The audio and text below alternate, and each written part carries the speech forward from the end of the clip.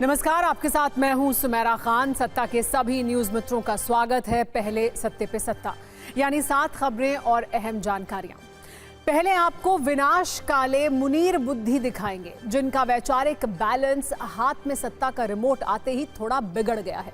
वो ऑपरेशन सिंदूर भी भूल चुके हैं और तालिबान द्वारा पाकिस्तानी सैनिकों की पिटाई भी। तभी मुनीर धमकी धमकी खेल रहे हैं। फिर शुद्ध राजनीतिक कुंजी में संसद वाली वो चिंगारियां जो आज चुनाव सुधार को लेकर उठी। राहुल गांधी ने सवाल उठाया कि मुख्य चुनाव आयुक्त की नियुक्ति वाले पैनल में सीजेआई क्यों नहीं है। उन्होंने कैसे बीजेपी आरएसएस पर कटाक्ष किया और इसका जवाब क्या मिला, ये देखिएगा। फिर आपको राज्यसभा वाला सियासी कलेश दिखाएंगे जो आज वंदे मातरम पर हुआ। गृह मंत्री अमित शाह ने कहा कि पंडित नेहरू ने वंदे मातरम के टुकड़े किए और इस गीत का विरोध कांग्रेस नेतृत्व के खून में है। जवाब में खड़गे ने बीजेपी को कौन सा इतिहास याद दिलाया, वो भी बताएंगे।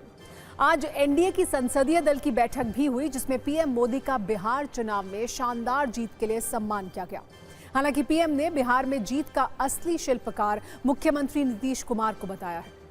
एक बड़ी खबर दिल्ली से है, जहां राउज एवेन्यू कोर्ट ने कांग्रेस की पूर्व अध्यक्ष और राज्यसभा सांसद सोनिया गांधी को नोटिस जारी किया है। ये नोटिस भारत की नागरिकता से पहले 1980 में वोटर लिस्ट में नाम जुड़वाने के आरोप में जारी हुआ है। 6 जनवरी तक जवाब देना है। इंडिगो पर भी एक बड़ा अपडेट है, जिसके पर कतरने के लिए सरकार शुरुआत कर चुकी है। सरकार के आदेश पर डीजीसीए ने इंडिगो की फ्लाइट्स में 5% की कटौती कर दी है। ये स्लॉट दूसरी एयरलाइंस को दिए जाएंगे। वैसे आज इस मुद्दे पर सरकार ने संसद में क्या बताया, देखिएगा। और गोवा अग्निकांड के आरोपी लूथरा ब्रदर्स को थाईलैंड से भारत लाया जा रहा है। खबर है कि बेंगलुरु एयरपोर्ट पर पुलिस दोनों को अरेस्ट कर सकती है। लूथरा ब्रदर्स की गिरफ्तारी ब्लू कॉर्नर नोटिस के बाद हुई है। जब कोई अपराधी गिरफ्तारी से बचने के लिए दूसरे देश भाग जाता है तो उसके खिलाफ ऐसे नोटिस जारी होते हैं। एक अपडेट ये भी है कि गोवा के सीएम ने रोमियो लेन क्लब आउटलेट को तुरंत गिराने का आदेश दिया है। आज सत्ता की शुरुआत लेकिन पड़ोसी मुल्क पाकिस्तान से, जहां फील्ड मार्शल आसिम मुनीर सत्ता पर एक तरह से कब्जा कर चुके हैं। अब पाकिस्तान में मुनीर का वचन ही शासन है। उन्हें सुप्रीम पावर मिल चुकी है, जो ना पाकिस्तान के प्रधानमंत्री शहबाज शरीफ के पास है और ना ही राष्ट्रपति जरदारी के पास। पाकिस्तान में आसिम मुनीर सीडीएफ बन गए हैं। सीडीएफ यानी कि चीफ ऑफ डिफेंस फोर्सेस, और सीडीएफ का पद संभालते ही वो आउट ऑफ कंट्रोल भी हो गए। भारत को धमकी देने लगे, बहकी बहकी बातें करने लगे, ऐसी बातें जिन्हें सुनकर हंसी छूट जाए। वो ऑपरेशन सिंदूर में अपनी पिटाई भूल गए हैं। टीटीपी की लड़ाकों के आगे हथियार डालते अपने सैनिकों को भी भूल गए हैं। मुनीर ने अब धमकी वाला खेल शुरू कर दिया। सीडीएफ बनते ही मुनीर ने भारत को धमकी दी है। आसिम मुनीर के इसी धमकीबाज अवतार पर आज सत्ता की पहली कुंजी तैयार की है। वैसे भारत के खिलाफ बोलना और आवाम को कट्टरपंथ की घुट्टी पिलाना ही मुनीर की विशेषज्ञता है। प्रमोशन के बाद वो इस काम को और ताकत से आगे बढ़ा रहे हैं। जिस तरह से उन्होंने भारत को धमकी दी है, उससे लग ये रहा है कि मुनीर ने सीडीएफ मतलब चीफ ऑफ डिफेंस फोर्स नहीं, बल्कि चीफ ऑफ धमकीबाज फोर्स अपने आप को समझ लिया है। मुनीर सीडीएफ बनने के बाद पहली बार आवाम को संबोधित कर रहे थे। मुनीर से शांति की बात करने की उम्मीद तो नहीं थी, लेकिन फिर भी लग रहा था कि अपनी पुरानी हार को देखते हुए वो भारत के खिलाफ बोलने से बचेंगे। लेकिन पाकिस्तानी सैन्य प्रमुख कहां सुधरने वाले हैं। फिर चाहे 11 एयरबेस बर्बाद ही हो जाएं या फिर 7-7 एयरक्राफ्ट तबाह हो जाएं, तो बस मुनीर ने भी अपना भाषण भारत के खिलाफ ही केंद्रित रखा। भारत को करारा जवाब देने की बात कही। ये कहा कि भारत कोई गलतफहमी ना पाले, इस बार हमला हुआ तो करारा जवाब देंगे। इन बातों से साफ है कि ये मुनीर नहीं, उनका डर बोल रहा था, क्योंकि जिस वक्त मुनीर भारत को धमका रहे थे, उससे पहले ही पाकिस्तान का एक थिंक टैंक मुनीर को भारत से बचने की सलाह दे चुका था। इस्लामाबाद के थिंक टैंक CISS ने मुनीर को साफ साफ कहा कि भारत अब धमकियों से डरने वाला नहीं है। पाकिस्तानी थिंक टैंक ने अपनी रिपोर्ट में कहा है कि भारत अब हर आतंकी हमले का जवाब ऑपरेशन सिंदूर की तरह ही देगा। ऑपरेशन सिंदूर जैसा बदला अब भारत का न्यू नॉर्मल सिद्धांत है। जब भी आतंकी हमला होगा, जवाब वैसा ही मिलेगा। पाकिस्तान के इस थिंक टैंक ने मुनीर को यह बताया कि अब भारत उसकी परमाणु धमकियों से नहीं डरता है। ये धमकियां भारत को नहीं रोक सकती हैं। मुनीर ने अपने भाषण में कश्मीर का जिक्र भी किया। कश्मीर के लिए लड़ते रहने का ऐलान किया। लेकिन सच्चाई यही है कि मुनीर को अभी पाकिस्तान के अंदर की कई फ्रंट पर लड़ना पड़ रहा है। हर तरफ बगावत की आग है। मुनीर के प्रमोशन पर किस तरह विरोध हो रहा है, आप उसका ट्रेलर देखिए। मुनीर ने धमकी वाला फ्रंट सिर्फ भारत के खिलाफ ही नहीं खोला है, बल्कि अफगानिस्तान को भी टीटीपी के नाम पर धमकाया है। तहरीक तालिबान की मार से परेशान मुनीर ने तालिबान पर दबाव बनाने की कोशिश की है, लेकिन मुनीर को यह समझना चाहिए कि जो तालिबान उसके हवाई हमलों से नहीं डर रहा, वो धमकी से क्या डरेगा। फिर भी मुनीर ने अपनी ताज़ा धमकी में ये कहा है कि पाकिस्तान टीटीपी के हमले बर्दाश्त नहीं करेगा। अफगानिस्तान के लिए हमारा मैसेज क्लियर है, अफगानिस्तान टीटीपी और पाकिस्तान में से एक को चुने और टीटीपी के लिए अपना समर्थन हमेशा के लिए बंद कर दे। मुनीर की इस धमकी का जवाब अभी अफगानिस्तान ने तो नहीं दिया, लेकिन टीटीपी ने धमकी के बदले पाकिस्तानी सेना को गहरा जख्म दिया है। खैबर पख्तूनख्वा में पाकिस्तानी सेना पर बड़ा हमला हुआ है। सेंट्रल कुर्रम में पाकिस्तानी सैन्य पोस्ट पर अटैक किया गया। इस हमले में 6 पाकिस्तानी सैनिकों की मौत हो गई। वहीं खैबर के मनोटा चेक पॉइंट पर भी पाकिस्तान की सेना पर हमला हुआ। टीटीपी ने पाकिस्तानी सेना के 5 वाहनों को निशाना बनाया। इन हमलों के बाद से मुनीर के सैनिक डरे हुए हैं और पोस्ट छोड़कर भाग रहे हैं। बात पाकिस्तान की हो रही है तो अब लंबी लंबी डींगे हाँकने वाले पाकिस्तान की एक और नई इंटरनेशनल बेइज्जती के बारे में भी आपको बता देते हैं, जो जुड़ी है मोहसिन नकवी से। वही मोहसिन नकवी जो पाकिस्तान क्रिकेट बोर्ड के चेयरमैन हैं और एशिया कप की ट्रॉफी चुरा कर भाग गए थे। नकवी पाकिस्तान के गृह मंत्री भी हैं, यानी पाकिस्तान में पीएम शहबाज शरीफ के बाद दूसरे नंबर की हैसियत रखते हैं। इस हिसाब से कहने के लिए पाकिस्तान में इन्हें कद्दावर नेता मान सकते हैं। लेकिन ये जनाब जब लंदन पहुंचे तो इनसे किसी चोर लिटोरे की तरह दुर्व्यवहार हुआ। किसी ड्रग तस्कर या किसी आतंकवादी की तरह इनकी कड़ाई से जांच की गई। मतलब ऐसी घनघोर बेइज्जती हुई कि मोहसिन नकवी लंदन से लेकर इस्लामाबाद तक अपमानित होने के कारण ट्रेंड करने लगे। अंदाजा लगाया जाने लगा कि लंदन पुलिस ने मोहसिन नकवी से क्या क्या चुभते हुए सवाल पूछे होंगे, जैसा कि आपके संबंध किसी आतंकी गुट से तो नहीं है, क्या आपकी गाड़ी में विस्फोटक तो नहीं है, क्या आपकी गाड़ी में नशे का सामान तो नहीं है। हम सवालों के ऐसे कयास क्यों लगा रहे हैं, तो जरा अब ये वायरल वीडियो ध्यान से देखिए। असल में मोहसिन नकवी लंदन दौरे पर थे। वहां वो अधिकारियों से मिलने के लिए ब्रिटेन के विदेश मंत्रालय पहुंचे, लेकिन यहां सुरक्षा कर्मियों ने उनकी गाड़ी को गेट के बाहर ही रोक लिया। कार के अंदर बैठे मोहसिन नकवी से उनके कागजात मांगे, उनके दस्तावेजों की तसल्ली से जांच की। इस दौरान जांच प्रक्रिया की वीडियोग्राफी भी होती रही। जांच से गुजरने के बाद उनकी कार जैसे तैसे गेट के अंदर दाखिल हुई, लेकिन अंदर घुसते ही कार को दोबारा रोक लिया गया। फिर टॉर्च जलाकर कार की तसल्ली से छानबीन की गई। आगे पीछे दाएं बाएं ऊपर नीचे हर तरह से कार को देखकर जानने की कोशिश हुई कि कहीं नकवी की कार में विस्फोटक या फिर ड्रग्स का सामान तो नहीं है। कहीं ट्रॉफी चोर नकवी ब्रिटेन के विदेश मंत्रालय को हानि पहुंचाने तो नहीं आए हैं। सुरक्षा कर्मियों ने कार की जब ठीक से जांच कर ली, ये जान लिया कि इसमें संदिग्ध कुछ नहीं है, तब जाकर मोहसिन नकवी के लिए वहां पर सिग्नल ग्रीन हुआ।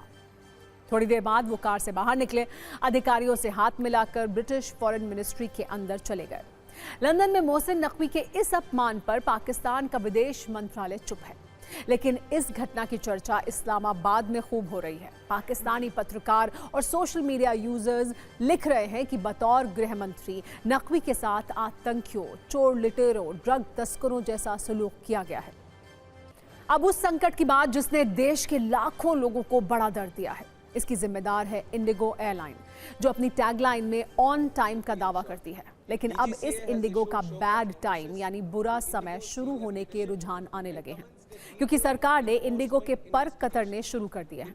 आज फिर संसद में इंडिगो के क्रैश सिस्टम पर बहस हुई, जिसमें नागरिक उड्डयन मंत्री ने कई जरूरी बातें कही। लेकिन पहले वो अपडेट जो अब इंडिगो के मुनाफे की उड़ान को कम करने वाले हैं और उसका दर्द बढ़ाने वाले हैं। देश की सबसे बड़ी एयरलाइन इंडिगो में लगातार 8 दिन से चल रहे प्रायोजित संकट के बीच सरकार ने बड़ा एक्शन लिया है। इंडिगो एयरलाइन की फ्लाइट्स में 5% की कटौती की गई थी, जिसे थोड़ी देर पहले ही बढ़ाकर 10% कर दिया गया है। ये कटौती हाई डिमांड और हाई फ्रीक्वेंसी वाले रूट पर की गई है। इसका असर इंडिगो की रोजाना ऑपरेट होने वाली करीब 2200 फ्लाइट्स पर पड़ेगा। सरकार का कहना है कि अब ये स्लॉट दूसरी एयरलाइन को दिए जाएंगे। इसके अलावा इंडिगो को बुधवार शाम 5 बजे तक डीजीसीए को एक नया शेड्यूल जमा करने का भी निर्देश दिया गया है। एक बड़ी खबर यह भी है कि केंद्र सरकार ने मौजूदा हालात की जांच के लिए 10 बड़े एयरपोर्ट पर सीनियर अधिकारियों को तैनात किया है, जो ये पता लगाएंगे कि यात्रियों को किस तरह की परेशानी आ रही है। ये ऑफिसर डिप्टी सेक्रेटरी, डायरेक्टर और जॉइंट सेक्रेटरी लेवल के हैं। पहले देखिए आज संसद में इंडिगो क्राइसिस पर क्या हुआ। फिर न्यूज मित्रों के लिए नियम, कायदों और अधिकारों वाली कुंजी, जिसे बिल्कुल भी आप मिस मत कीजिएगा, वो आपको दिखाने वाले हैं।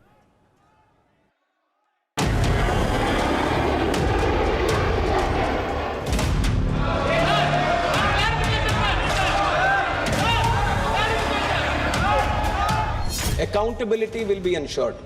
DGCA has issued show cause notices to Indigo's senior leadership and commenced a detailed enforcement investigation. Depending on the outcome, strict and appropriate action as empowered under the Aircraft Rules and Act will be taken. No airline, however large, will be permitted to cause such hardship to passengers through planning failures, non-compliance or non-adherence to statutory provisions. Passengers' interests have been at the center of every decision taken by the government. We intervened to cap fares so that no passenger would be exploited due to the sudden demand spikes and opportunistic pricing. We are encouraging more new airlines to start and operate in India, ensuring fair access to airport capacity and eliminating any possibility of duopoly, controlling connectivity and pricing in our skies. आपने देखा होगा जब Indigo का system अव्यवस्था के runway पर crash हुआ तो एयरपोर्ट्स पर यात्रियों के बीच पैनिक बटन दब गया।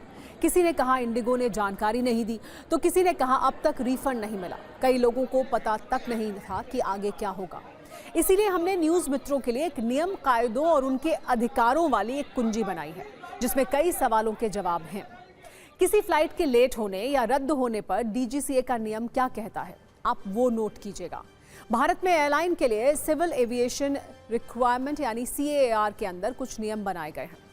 CAAR के सेक्शन 3 के मुताबिक फ्लाइट रद्द होने, देरी होने या फिर ओवर बुक्ड होने से अगर पैसेंजर को फ्लाइट में बैठने से मना किया जाता है तो फिर उस यात्री को एयरलाइन द्वारा वेटिंग की सभी सुविधाएं उपलब्ध करानी होंगी और यात्री इसके लिए मुआवजे का भी दावा कर सकते हैं।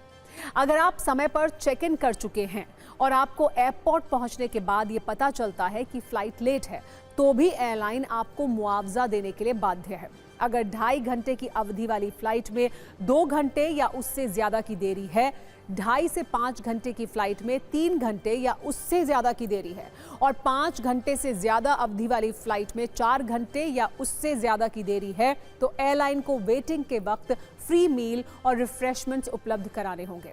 अगर आपकी डोमेस्टिक फ्लाइट में 6 घंटे से ज्यादा की देरी है, तो एयरलाइन को इसकी जानकारी निर्धारित समय से 24 घंटे पहले यात्रियों को देनी होगी। साथ ही यात्रियों को वैकल्पिक फ्लाइट या टिकट के पूरे रिफंड का विकल्प भी दिया जाएगा। अगर एयरलाइन ने किसी और एयरपोर्ट से उड़ान भरने वाली वैकल्पिक फ्लाइट दी है, तो आपको उस एयरपोर्ट तक ले जाने का खर्च भी एयरलाइन को ही देना होगा। हालांकि अगर 6 घंटे से पहले ऑल्टरनेट फ्लाइट की जानकारी दे दी गई है, तो यात्री को खुद एयरपोर्ट पहुंचना होगा।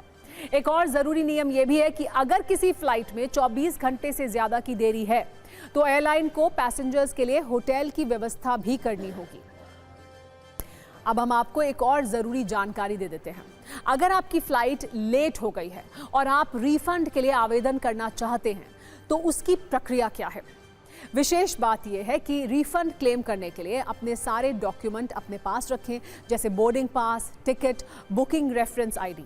इसके बाद एयरलाइन के ग्रीवेंस पोर्टल पर पूरी जानकारी भरने के बाद शिकायत दर्ज करें।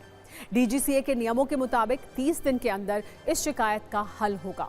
फिर भी अगर एयरलाइन आपकी समस्या हल करने से इनकार करती है, तो आप मिनिस्ट्री ऑफ सिविल एविएशन के एयर सेवा पोर्टल पर अपनी कंप्लेंट दर्ज करा सकते हैं और ये वेबसाइट है airseva.gov.in।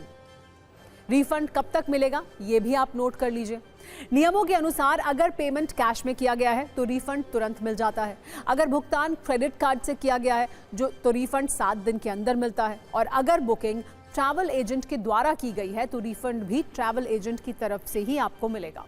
वैसे इंडिगो का संकट अभी भी बना हुआ है। आज भी कई एयरपोर्ट से बड़ी संख्या में फ्लाइट रद्द हुई हैं। लोग फंसे हुए हैं, परेशान हैं। इस रील में उनका भी दर्द आप महसूस कीजिए। दिल्ली की आईजीआई एयरपोर्ट पर अभी भी लोग परेशान बैठे हुए हैं। जो इंडिगो के पैसेंजर्स हैं उनको लंबा लंबा इंतज़ार करना पड़ा है, क्योंकि फ़्लाइट तमाम अभी भी, आज की भी मैं बात करूं तो आज भी कई फ़्लाइट कैंसिल हैं, डिले हैं। दिल्ली से गुवाहाटी जाना था। अच्छा, दिल्ली से गुवाहाटी गुवाहाटी से अरुणाचल जाना था। गुवाहाटी से अरुणाचल। अच्छा, कितनी देर से आप यहाँ पर ऐसे बैठे हुए हैं? कल दोपहर 2-2:30 बजे से। फ़्लाइट कितने बजे की थी आपकी? रात को 7 बजे की थी। शाम को 7 बजे की थी कल, और अब वो क्या कैंसिल हो गई, डिले हो गई, क्या हुआ? और कैंसिल हो गया बोला। हम चेन्नई जा रहे हैं। फ्लाइट सुबह 9:45 की थी, जो रात को 9:45 की। अब कल बच्ची का एग्जाम और है, हाफ ईयरली का एग्जाम। 9 प्लेयर्स थे यहाँ पे, बाकी 2 को मिल चुकी है। ऑलमोस्ट 6 प्लेयर्स को मिल चुकी है। कनेक्टिंग मिली, कुछ मुंबई से, यहाँ से दिल्ली से मुंबई जाएंगे, फिर बैंगलोर जाएंगे, कुछ को सीधा बैंगलोर की मिली है। अच्छा, अभी ये प्रोसेस चल रहा है मैम। मेरे साथ पेशेंट है इसलिए जाना बहुत ज़रूरी है, मेरा घर जाना, और बच्चा भी घर में अकेले है। ये लोग का ये बहुत गलती है कि यहाँ इन्फॉर्म नहीं करते हैं कि हमको फ्लाइट कैंसिल है। यहाँ एयरपोर्ट पे आते हैं तो पता चलता है फ्लाइट कैंसिल है, और हम लोग फिर यहाँ से होटल जाते हैं। बहुत वैसे आज हम आपको एक चार्ट के जरिए ये भी समझाते हैं कि कैसे एविएशन सेक्टर में इंडिगो का शेयर तो बढ़ता चला गया, लेकिन आपके अधिकार सिकुड़ते चले गए। पहले घरेलू एविएशन सेक्टर में इंडिगो की हिस्सेदारी का चार्ट देखिए, जो अकेले 64% से ज्यादा है, जबकि बाकी हिस्सा दूसरी एयरलाइन के पास है, जिनमें air India, Akasa air, spice jet और दूसरी एयरलाइंस हैं। यानी आप ये कह सकते हैं कि एविएशन सेक्टर में इंडिगो की मोनोपोली है। लेकिन एक और इंडिगो के शेयर का चार्ट बढ़ता गया, लेकिन अफसोस की बात यह है कि आपके अधिकारों का चार्ट छोटा होता चला गया और इस पर सवाल तक नहीं उठे।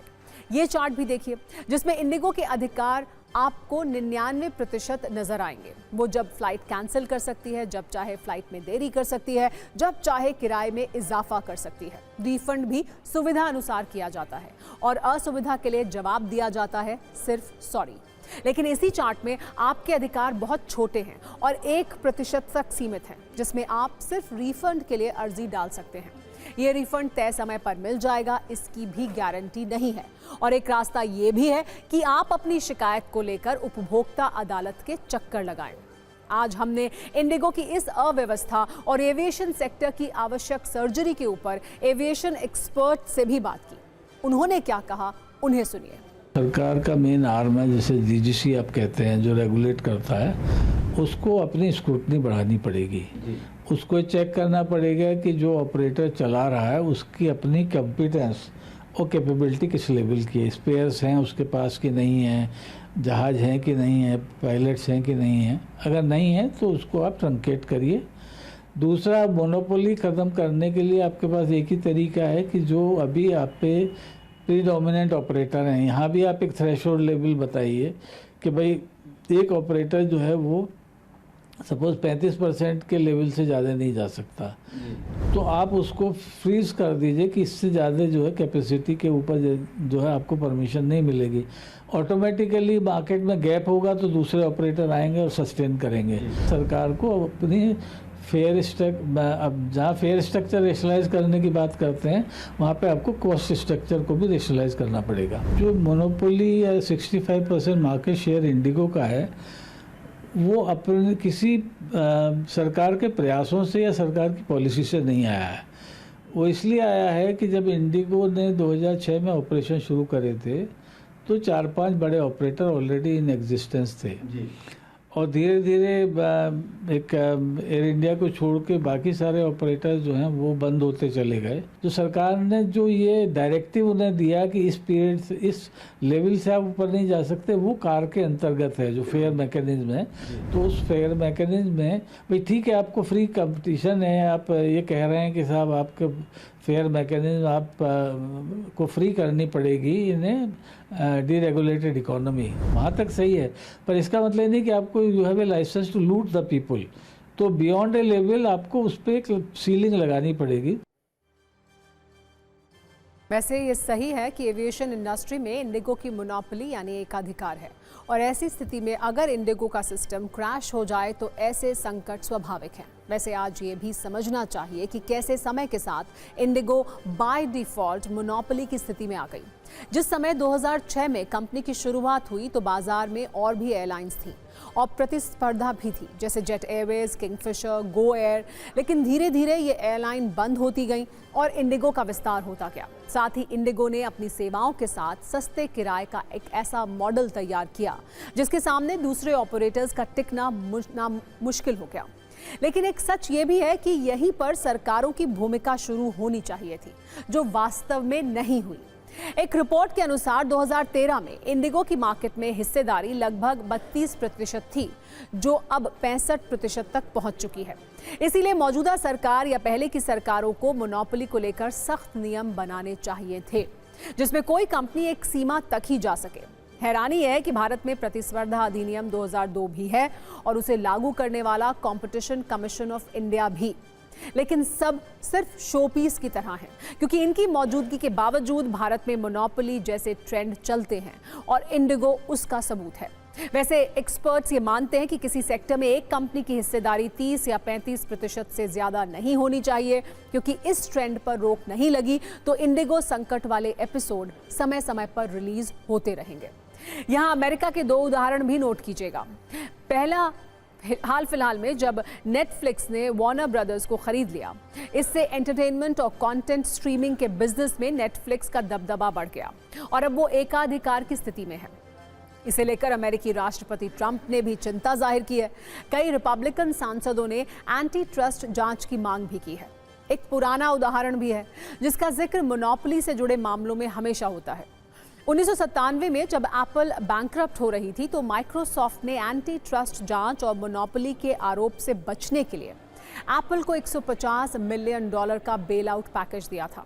माइक्रोसॉफ्ट का कंप्यूटर के ऑपरेटिंग सिस्टम के मार्केट में तब 90% से ज्यादा शेयर था और उस पर जांच का खतरा था। यानी आप ये कह सकते हैं कि मोनोपोली मॉडल हमेशा ही सरकारों के निशाने पर रहता है, लेकिन इसमें एक्शन अक्सर सुविधानुसार होता है।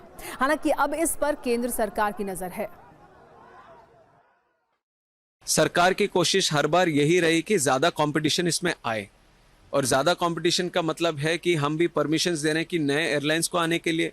हम ये भी देख रहे हैं कि ज़्यादा एयरक्राफ्ट भी हमारे फ्लीट में आए। हमने एक लेजिस्लेशन भी हमने पास किया, सदन में ही पास किया, कि जिससे ये लीजिंग के कॉस्ट भी कम हुए ताकि ज़्यादा एयरक्राफ्ट आए।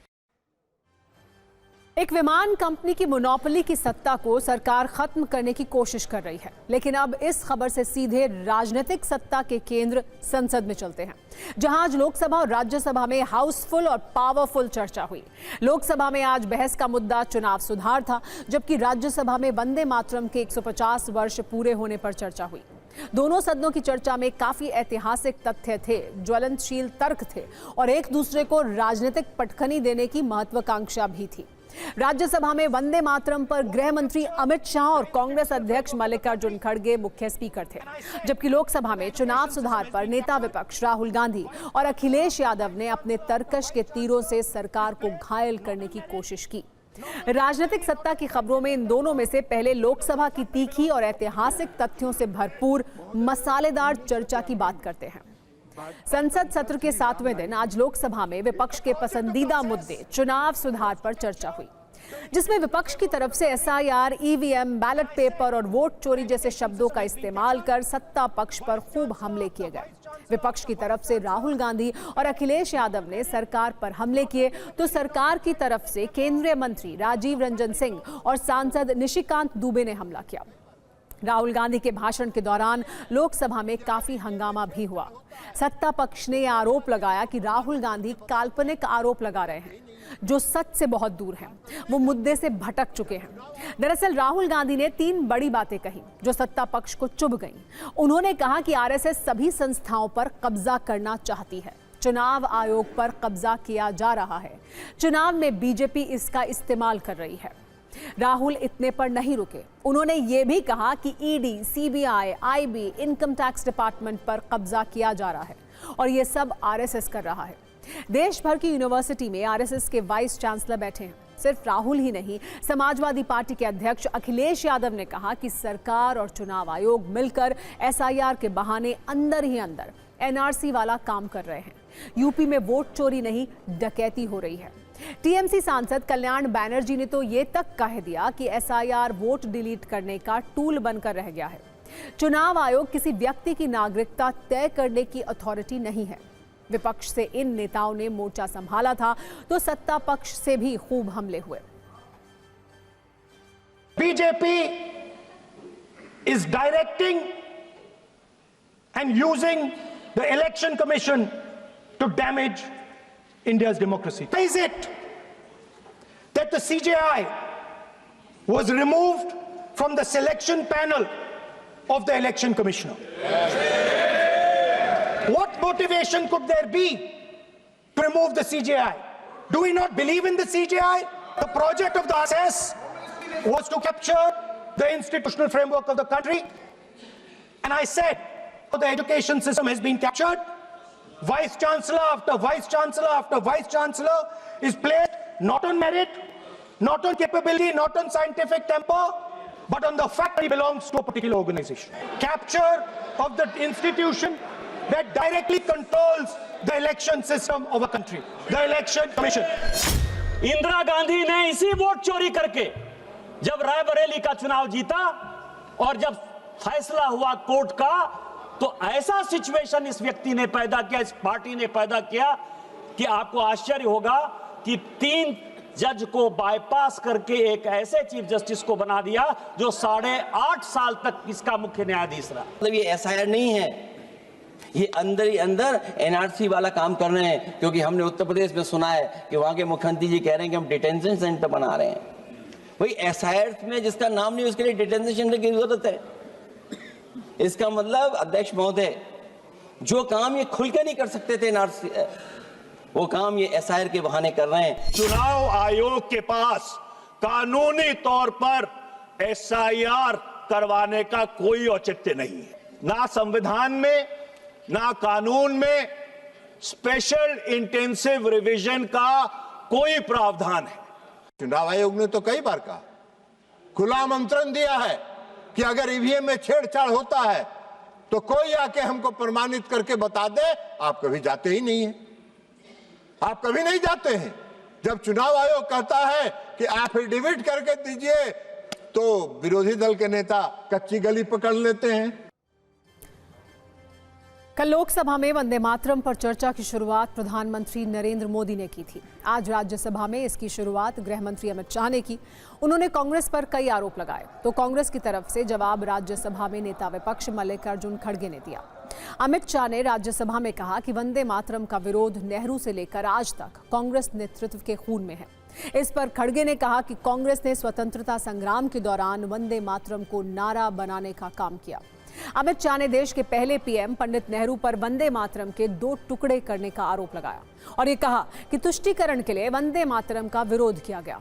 तो जवाब में खड़गे ने कहा कि पीएम मोदी और गृह मंत्री नेहरू जी के अपमान का कोई मौका नहीं छोड़ते। पंडित नेहरू श्रेष्ठ हैं।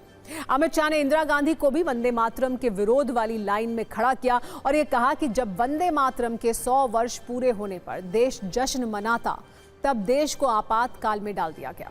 हालांकि इस पर खड़गे ने कहा कि वो सौभाग्यशाली हैं कि 60 वर्ष से यही गीता गा रहे हैं। वंदे मातरम नहीं गाने वालों ने अभी शुरुआत की है। एक बार सुनिए दोनों ने क्या क्या कहा।